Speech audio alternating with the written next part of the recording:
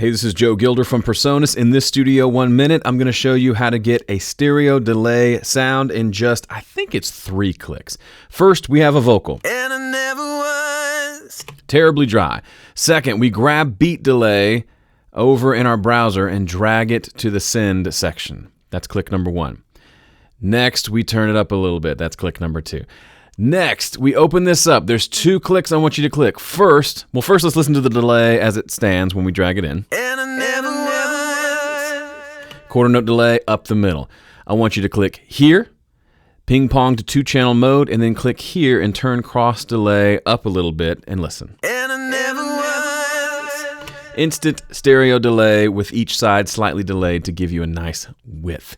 And if you like this, and this is the only setting you ever want for beat delay, just come here and say store this as the default preset, then you can do it in just 1 click.